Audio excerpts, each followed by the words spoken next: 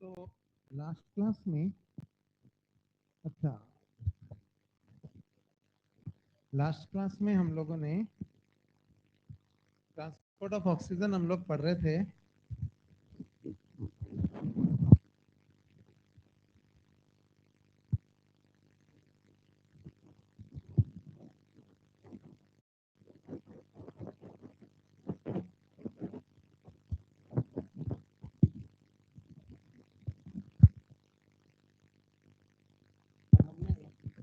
तो हमने ना इस तरह का एक यहाँ पे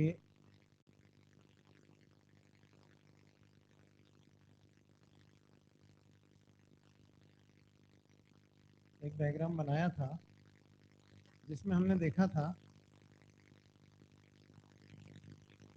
कि किस तरह से गैसेस का ट्रांसपोर्ट होता है।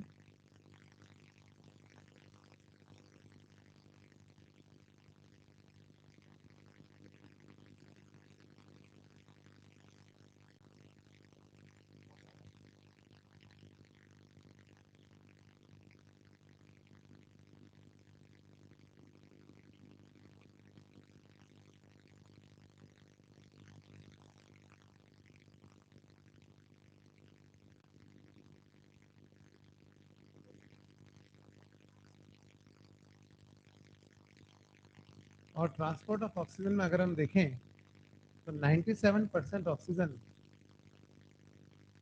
आपको याद होगा इस तरह का एक डायग्राम हमने कल पढ़ा था, और 97% ऑक्सीजन हीमोग्लोबिन से जुड़ी है और 3% ऑक्सीजन कहाँ है? प्लाज्मा में। तो नॉर्मली तो करीब 25% ऑक्सीजन 22% ऑक्सीजन हीमोग्लोबिन डिसोसिएट होता है, लेकिन ज़्यादा भी हो सकता है अगर ज़रूरत ज़्यादा हो तो। ये हमने लास्ट में देखा था।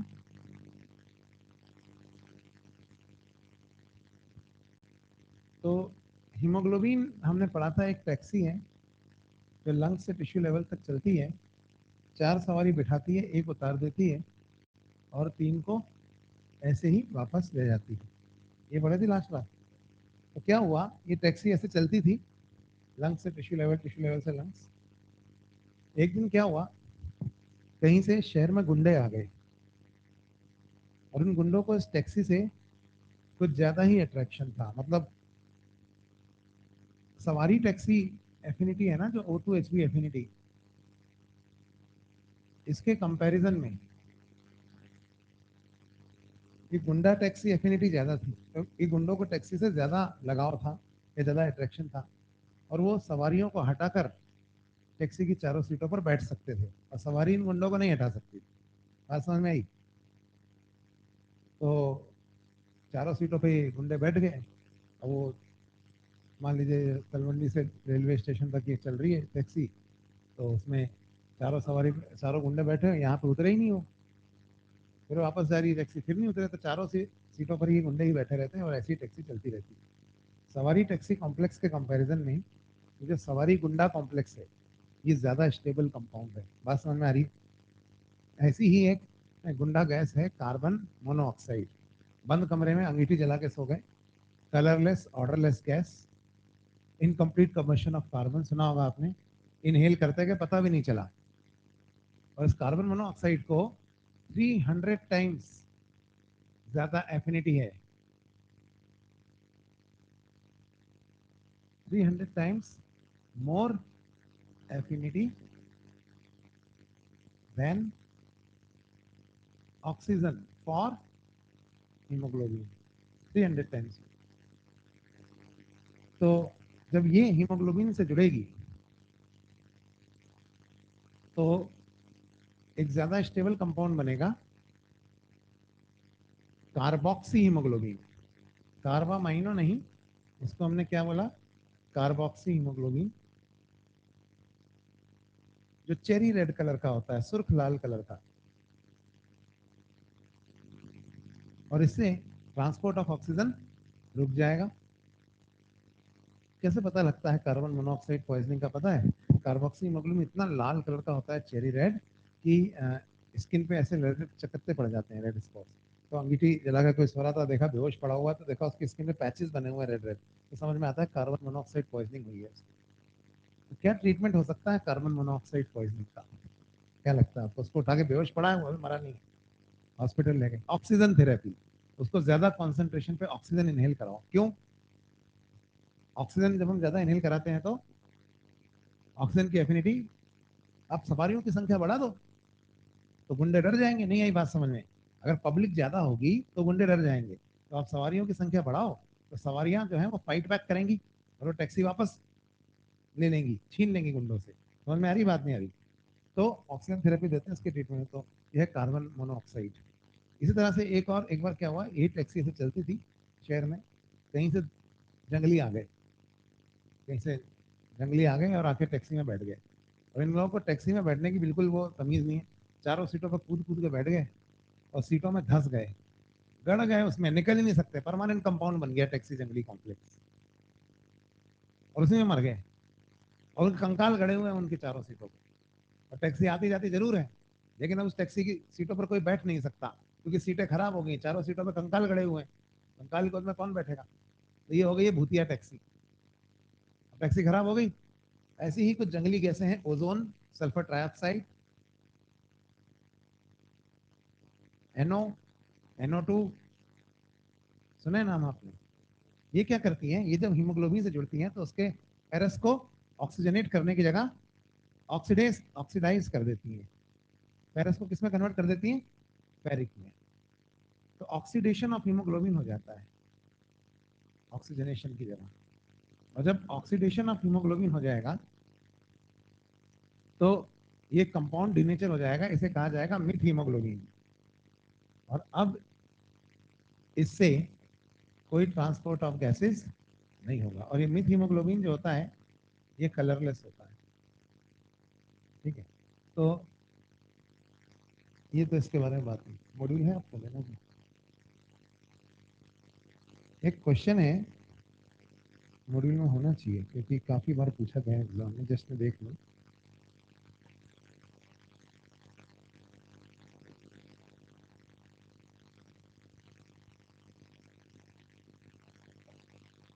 तो ये हमने ना कुछ पॉइजनस गैसेस के बारे में बात करी है।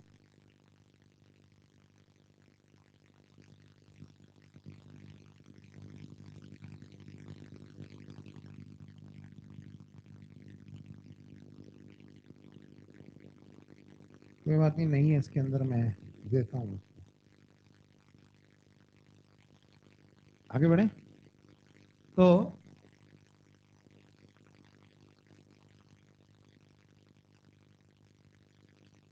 क्वेश्चन है, कंपाउंड सॉल्युबल इन वाटर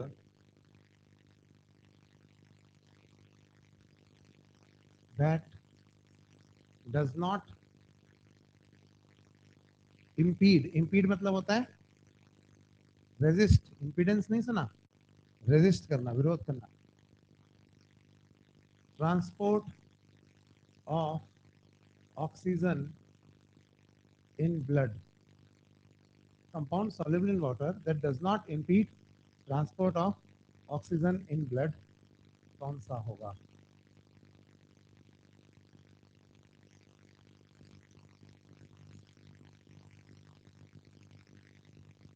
क्या लगता है आपको इसमें आंसर? ये आपके नीट का ही क्वेश्चन, एम्स का है मतलब। कितने लोग कहते हैं ए, कितने कहते हैं बी, कितने सी, डी? चलो थोड़ी देर में आते हैं इस क्वेश्चन पे, पहले हम कुछ समझने की कोशिश करते हैं। What is the difference between a pollutant gas and a poisonous gas? थोड़ा सा इकोलॉजी भी है हल्की सी, लेकिन पॉल्यूटेंट आप समझते हैं, पॉइजनस समझते हैं। What is the difference between a pollutant gas and a poisonous gas? चलिए बताइए। पहली बात, all pollutant gases are not poisonous, but all poisonous gases are.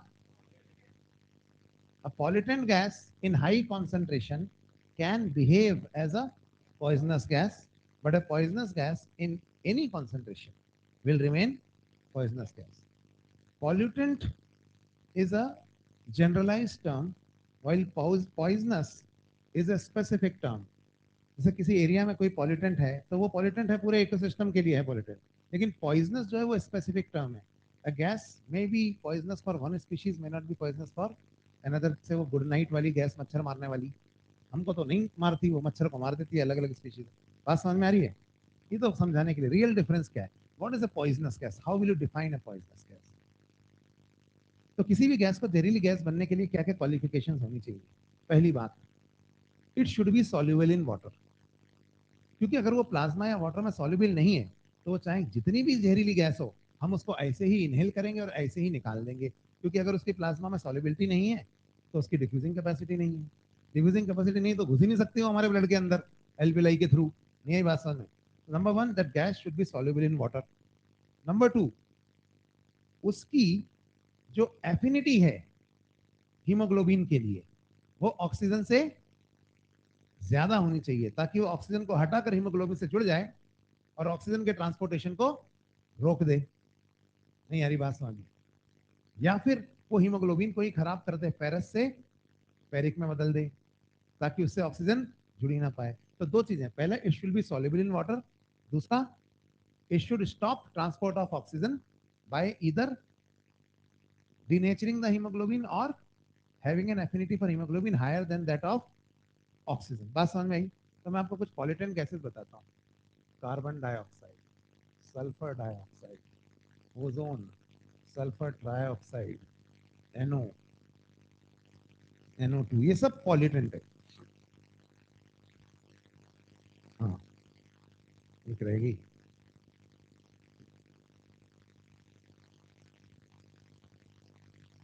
एक और लिख देता हूँ।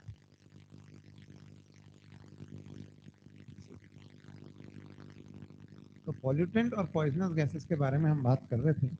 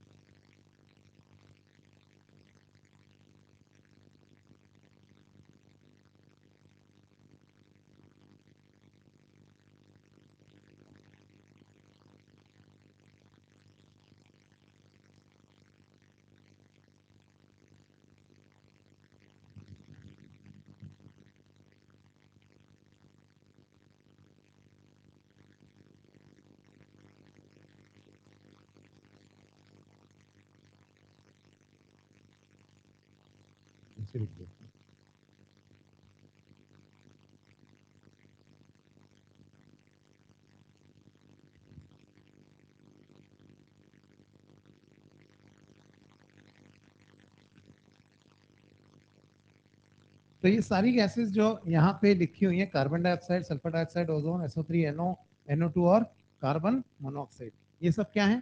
पॉल्यूटेंट है। पर इनमें से पॉइजनस कौन कौन सी है? कार्बन मोनोऑक्साइड पॉइजनस है, क्यों? क्योंकि उसकी एफिनिटी ऑक्सीजन से ज्यादा है हीमोग्लोबिन के लिए, तो वो हीमोग्लोबिन को पे ऑक्सीजन को हटा के जुड़ जाती है। NO2, SO3 और O3, ये पता है क्या करते हैं? ये फेरस को फेरिक में कन्वर्ट कर देते हैं, यानी ये क्या कर देते हैं? ऑक्सीडेशन ऑफ हीमोग्लोबिन कर देते हैं। तो ये भी ट्रांसपोर्ट ऑफ गैसेज रोक देते हैं। ठीक है। अब सल्फर डाइऑक्साइड, इसकी ऑक्सीडेशन स्टेट कम है, ये सॉल्युबल इन वाटर तो है, लेकिन ये फेरस को फेरिक में कन्वर्ट नहीं करती, तो ये पॉल्यूटेंट तो है लेकिन ये पॉइजनस नहीं है। कार्बन डाइऑक्साइड, ये जब हीमोग्लोबिन से जुड़ती है तो ये फेरस को फेरिक में कन्वर्ट नहीं करती, क्योंकि ये अमाइनो ग्रुप से जुड़ती है और इसकी जो एफिनिटी है ऑक्सीजन से कम है हीमोग्लोबिन के लिए, इसकी जो एफिनिटी है वो ऑक्सीजन से कम है हीमोग्लोबिन के लिए। तो ये पॉल्यूटेंट तो है लेकिन पॉइजनस नहीं है। क्या आपको ये बात समझ में आ रही है? तो आ रही नहीं आ रही? CO2 तो बोल रहा था, नींद में थे।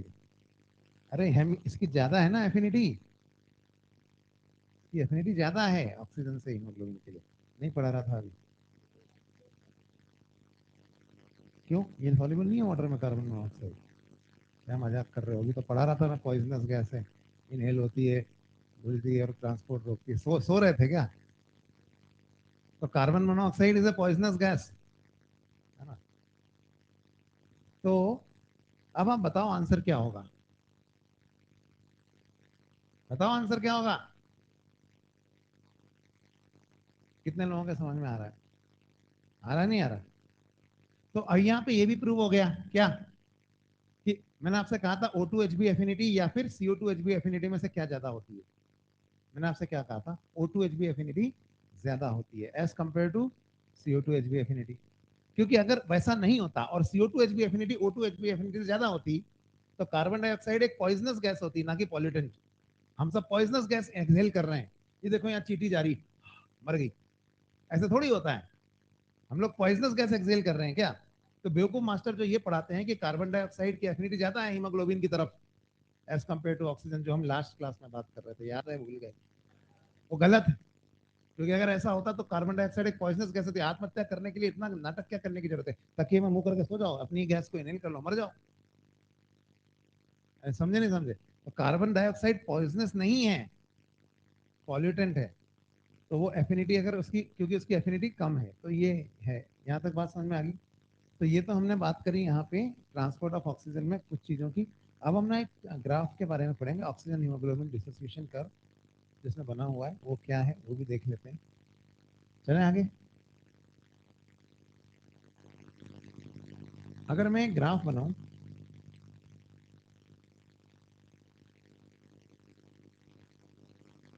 जिसमें एक तरफ तो मैं ले रहा हूं percentage saturation of haemoglobin with oxygen, और दूसरी तरफ मैं ले रहा हूं partial pressure of oxygen PO two में ले रहा हूं एमएमएचजी में।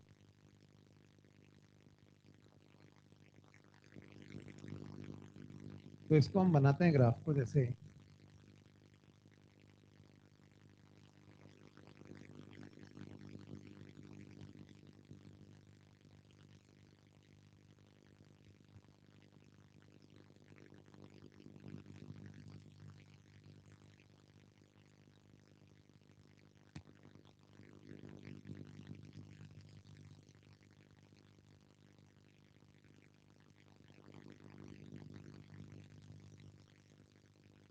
भाई आज क्लास में इतना इतना साइलेंस क्यों है यार? इतना दुखी क्यों लग रहे हो तुम सब? कि मैयत में आए हो क्या? क्या हुआ? हाँ, टेस्ट है? कब है? तो उसमें मनहूसियत छा गई क्लास में। जी मैयत में बैठे हैं और उससे टेस्ट आ रहा संडे को।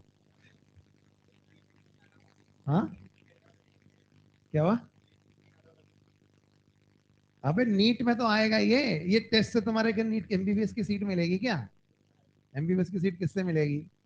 नीट से, है ना? और अगर आप वहाँ क्वेश्चन सही नहीं, ये टेस्ट तो आते जाते रहते हैं, इससे कोई फर्क थोड़ी पड़ता है। आप जो पढ़ रहे हो क्लास में उस पर ध्यान दो, क्योंकि सीट उससे मिलेगी आपको एमबीबीएस की। चलिए, तो यहाँ पे हमने इस एक्सिस पे तो हमने देखा percentage saturation of haemoglobin with oxygen, और इस एक्सिस पे देखा है पार्शियल प्रेशर ऑफ ऑक्सीजन। तो हीमोग्लोबिन ऑक्सीजन से मैक्सिमम बताओ कितने परसेंट सेचुरेट हो सकता है? 97%। इससे ज़्यादा नहीं हो सकता। कहाँ होता है ये मैक्सिमम सेचुरेशन? लंग्स में। लंग्स में होता है ना? और वहां पे PO2 कितना होता है? 104। दैट मीन्स 97% सेचुरेशन हमें लंग्स में मिलता है, जहाँ पे PO2 होता है 104। ये समझ में आया आपको? ऐसे और ऐसे मिला दिया मैंने। टिश्यू लेवल पे ये सेचुरेशन गिर के कितना रह जाता है बताओ? 75%। बताया था नहीं बताया था? तो टिश्यू लेवल पे सेचुरेशन गिर के रह जाता है 75%। और टिश्यू लेवल पे PO2 कितना होता है बताओ? 40 mmHg। तो 40 mmHg टिश्यू लेवल पे है। एक चीज होती है P50। P50 क्या होता है? ऑक्सीजन का वो पार्शियल प्रेशर जिसपे हीमोग्लोबिन ऑक्सीजन से 50% सेचुरेटेड है। तो हीमोग्लोबिन ऑक्सीजन से 50% सेचुरेटेड नॉर्मली पता है कितने पे होता है? 30 mmHg पे। इसको हम बोलते हैं P50। तो हीमोग्लोबिन ऑक्सीजन से नॉर्मली 30% पे, 30 mmHg पे 50% सेचुरेटेड होता है। तो अगर मैं इन कोऑर्डिनेट्स को प्लॉट करता जाऊं कि कितने परसेंट सेचुरेशन कितने mmHg पे मिल रहा है, तो इस तरह का एक ग्राफ बनता है, देखा होगा आपने, सिग्मॉइड शेप का।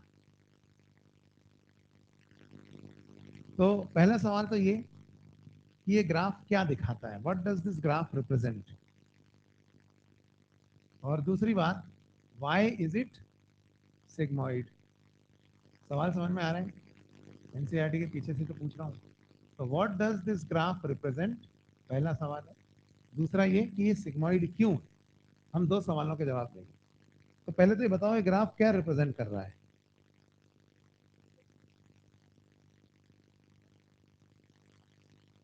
ग्राफ क्या रिप्रेजेंट कर रहा है वो बताओ। परसेंटेज सेचुरेशन तो उसकी एक एक्स एक्सिस है भाई, एनसीईआरटी के पीछे के सवाल पूछ रहा हूँ। What does this graph represent, सवाल समझ में आया, बताओ।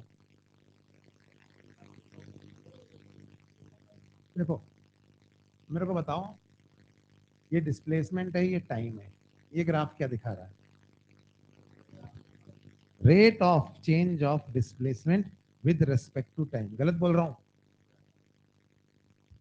और अगर मैं इस ग्राफ में ऐसे कर दूं तो ये क्या है, एक्सेलरेशन। ये तो यूनिफॉर्म वेलोसिटी थी ना, ये एक्सेलरेशन है। और ये क्या है बोलो, रिटार्डेशन। अरे motion in one dimension, class 10 है ना। तो basically rate of change of displacement with respect to time if it is not constant, पहले वो तेज है और बाद में वो धीमा हो गया, ये तो यूनिफॉर्म है रेट।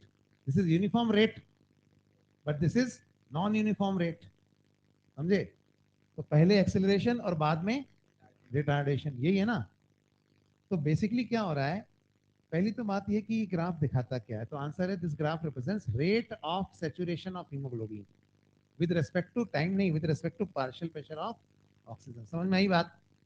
तो what does this graph represent, मैं यहाँ लिख नहीं रहा हूँ, आप अपने आप लिखना, rate of saturation of haemoglobin with respect to PO2, है ना, विद रिस्पेक्ट टू टाइम नहीं, with respect to partial pressure of oxygen.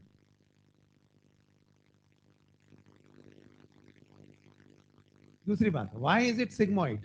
The second question is कि why is this graph sigmoid. वो मैंने अभी जो बनाया था वो तो आप समझे ना, वो एक्सेलरेशन और रिटार्डेशन। तो ये ग्राफ सिग्मोइड क्यों है, या मैं इसको ऐसे कहूं कि 75% तक तो हीमोग्लोबिन ऑक्सीजन से एक्सेलरेशन के साथ सैचुरेट हो रहा है, लेकिन 75 से 97% तक रिटार्डेशन के साथ सैचुरेट हो रहा है, और 97% के बाद तो वो और सैचुरेट हो ही नहीं रहा। यही है ना बात। तो ये ग्राफ जो है, इसमें पहले एक्सेलरेशन बाद में रिटार्डेशन क्यों है, इसी को अगर टाइम के कॉन्टेक्स्ट में समझा जाए तो सपोज ये चार मॉलिक्यूल है, चार ऑक्सीजन मॉलिक्यूल जुड़ेंगे इस हीमोग्लोबिन से।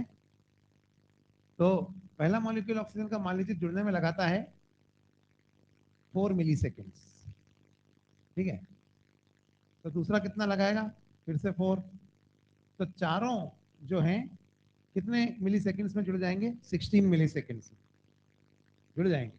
लेकिन पता है होता क्या है, पहला 4 मिली सेकेंड में जुड़ा, दूसरा वाला जो है ना 3 मिली सेकेंड में ही जुड़ गया, तीसरा वाला जो है ना वो 2 मिली सेकेंड में ही जुड़ गया।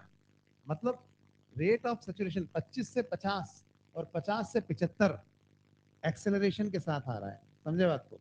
और तेजी से जुड़ रहा है, 4 मिली सेकेंड, 3 मिली सेकेंड, 2 मिली सेकेंड, और ये चौथे वाले को जुड़ने में फिर लग गया 7 मिली सेकेंड। समझ में आई बात। तो पहले तीन तो बहुत तेजी से जुड़ रहे हैं विद एक्सेलरेशन, लेकिन चौथे वाले के जुड़ने में टाइम लग रहा है, यानी कि 75 से 97% होने में रिटार्डेशन है।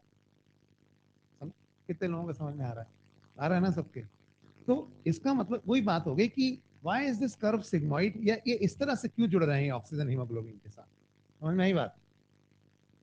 ये कुछ वैसा ही है जैसे सवारी जो है वो बस में आके बैठती हैं सब, इमेजिन कीजिए, मतलब जैसे बॉम्बे में लोकल ट्रेन भरती है, अब बैठो कोई बॉम्बे के लोकल ट्रेन में, इसमें ना एक सीट पे ना चार सवारी बैठती है, एक खिड़की वाली, फिर दूसरी, तीसरी, फिर चौथी कोने वाली। तो अब सपोज एक एक इमेजिन कीजिए कि एक बस आके बस स्टैंड पे रुकी है, और बस के अंदर बस की कैपेसिटी है 50 सवारियों की, 40 सवारियों की, 40। और बाहर कितनी खड़ी है? बाहर खड़ी है 50। तो भाई 50 में से 40 जो है वो बैठ जाएंगी। पर कैसे बैठेंगी? क्या वो बस यूनिफॉर्म वेलोसिटी से भरेगी? क्या ऐसा होगा कि सब लोग यूनिफॉर्म वेलोसिटी से बस में चढ़ते जाएं और अपनी अपनी सीट लेते जाएं? ऐसा नहीं होगा। जैसे ही वो ऐसे भरेगी, ऐसे नहीं, यही बात समझ। जैसे ही बस आके बस स्टैंड पे रुकेगी, सब लोग जो है बस के दरवाजे पे लपक जाएंगे, अंदर घुसो अंदर घुसो अंदर घुसो। तो शुरू में क्या दरवाजे पर ही ऐसे ऐसे धक्का मुक्की होती रहेगी, कोई नहीं अंदर जा पा रहा शुरू में। देखो शुरू में एकदम लो है रेट, बस के भरने का रेट। फिर एकदम थर थर करके लोग अंदर घुस रहे हैं और सब जगह रोक रहे हैं। कोई तौलिया फेंक रहा, कोई रुमाल फेंक रहा, कोई लंगोट फेंक रहा, कोई ऐसे टांग, ऐसा तो सब तरफ लोग जो है जगह रोक रहे हैं, ऐसे ऐसे बैठ रहे हैं। सबको खिड़की वाली सीट चाहिए। तो क्या हुआ? 25% सेचुरेशन तुरंत भर गया। ठीक है, खिड़की वाली सीट तुरंत भर गई। 50% सेचुरेशन, दूसरी सीट भी तुरंत भर गई, तीसरी सीट भी तुरंत भर गई। अब हर सीट पे तीन तीन बैठ गए। अब थोड़ा जोश ठंडा हो गया। अरे यार अब तो वही कोने में चौथी सीट पे बैठना है। तो अब लोगों का जोश थोड़ा ठंडा हो गया। अरे भाई धक्का मत मारो, सब लोग आराम से चलो। सबको पहले खुद मार रहा जब नहीं बोल रहा था, अभी है ना। अब वो चौथे के बैठने में टाइम लग रहा है, तीन बैठ गए। अरे भाई साहब जरा सर को एक सवारी और बैठेगी, यहाँ चार सवारी की सीट। अरे नहीं नहीं भाई साहब तीन ने पीछे चले जाओ, पीछे। अरे पीछे भी भर गया है, हर पे अभी एक सवारी और बैठेगी सीट पे। नहीं हमारे साथ लेडीज हम नहीं बिठाएंगे। भाई लेडीज है तो क्या हुआ, चार सवारी की सीट है, चार बैठेगी तो बैठानी तो पड़ेगी। तो एंड में से इतनी जगह देंगे कोने में, ले बैठ जाए। और चौथा वाला भी ढीठ है, ऐसे करके बैठ जाएगा और सारे रास्ते में घुस घुस के अंदर जगह बना लेगा और आधे एक घंटे में सेट हो जाएगा। ऐसा ही होता है ना। तो तीन तो तेजी से जुड़ गए, चौथे के जुड़ने में टाइम लगा। बताओ क्यों? क्योंकि ऑक्सीजन का एटॉमिक नंबर कितना है? 1:2:2p4। Valence shell electron pair repulsion, एक दो तीन। Yes students, yes 1:, yes. तो एक three lone pair of electrons, yes. Yes students, ये तीनों मिलके ये तीनों मिलके इस पे, तीनों मिलके इसको धक्का मार रहे हैं, नहीं जुड़ने दे रहे। सुना नहीं सुना? तीन लोन पे ये भी ढीठ है, जुड़ के रहूंगा। क्योंकि रिपल्शन से एफिनिटी ज्यादा है तो जुड़ेगा, लेकिन थोड़ी धक्का मुक्की के बाद। इस चक्कर में टाइम ज्यादा लग गया। समझे बात को? तो क्या होता है कि चार सवारी जो बैठती है ऐसे करके हो, तो पहली तीन तो बहुत तेजी से बैठती है, चौथी के जुड़ने में टाइम लगता है। और इस तरह से हमारे देश में बसें भरती हैं। और 97% से भर गई ना बस। 100% कभी नहीं भरेगी, क्योंकि कंडक्टर अपनी सीट पे पेटी रख के गया, वहां कोई नहीं बैठेगा। तो भले सवारी कितनी भी हो जाए बाहर, तो 97% ज्यादा सेचुरेट नहीं होगी। पर कैसे सेचुरेट होगी? ऐसे। यारी बात समझ, सिग्मॉइड। तो why, so what does this prove? ऊपर लिखा ना आंसर। क्योंकि इस एक्सिस पे क्या बढ़ रहा है? बताओ मुझे, इस एक्सिस पे क्या बढ़ रहा है? PO2 बढ़ रहा है। अरे यहाँ देखो, इस एक्सिस पे क्या बढ़ रहा है? PO2। अब PO2 बढ़ रहा है तो O2H एफिनिटी भी कांस्टेंट नहीं रहेगी, बढ़ेगी। समझ में आ रही है बात? अब तो क्या होगा कि ऑक्सीजन हीमोग्लोबिन के साथ और तेजी से जुड़ेगी जैसे जैसे हम आगे बढ़ेंगे ना। क्योंकि इस एक्सिस पे PO2 बढ़ रहा है, तो ऑक्सीजन की हीमोग्लोबिन के साथ जो एफिनिटी है वो भी बढ़ रही है। तो ऑक्सीजन जो है वो हीमोग्लोबिन के साथ और तेजी से जुड़ रही है, पहले है ना। और इसकी वजह से ये जो हीमोग्लोबिन है वो ऑक्सीजन से एक्सेलरेशन के साथ सेचुरेट हो रहा है, जब तक कि valence shell electron pair repulsion नहीं आ जाता। समझे बात को? So with the rise in the partial pressure of oxygen, the affinity between oxygen and hemoglobin does not remain constant. It also goes on increasing. Therefore, oxygen combines with hemoglobin at a faster rate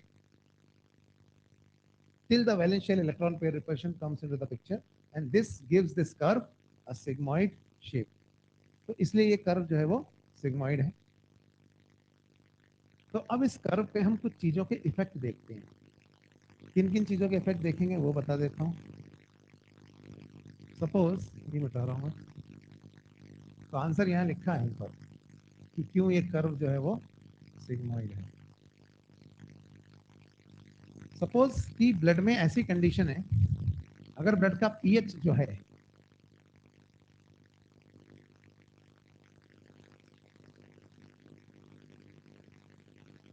ये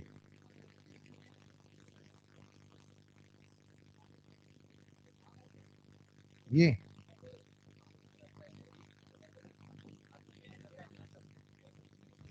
ये क्या complicated है। अच्छा, तो क्या पढ़ा रहा था वही भूल गया। हाँ, चलिए, अगर मान लीजिए partial pressure of carbon dioxide ज्यादा है, या ब्लड का पीएच कम है, या ब्लड में H प्लस आयंस ज्यादा है, या ब्लड में एसिडिटी ज्यादा है,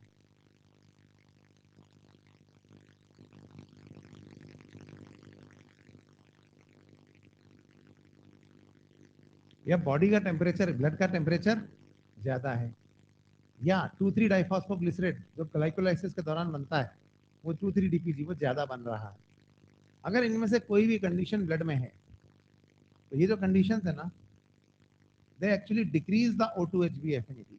ये ऑक्सीजन और हीमोग्लोबिन के बीच की जो एफिनिटी है उसे डिक्रीज करती है, और इसकी वजह से राइट शिफ्ट होती है, राइट शिफ्ट। तो अब सवाल ये पैदा होता है कि राइट शिफ्ट आखिर है क्या जो यहाँ हो रही है। सवाल समझ में आ रहा है?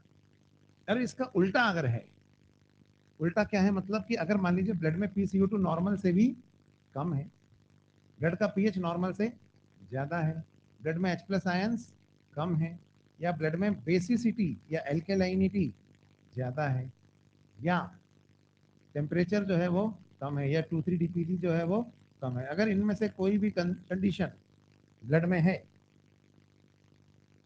तो ये जो कंडीशंस है ना, they actually increase the O2Hb affinity, oxygen और हीमोग्लोबिन के बीच की एफिनिटी को बढ़ा देती है, और ऐसे में जो शिफ्ट है वो होता है लेफ्ट साइड में।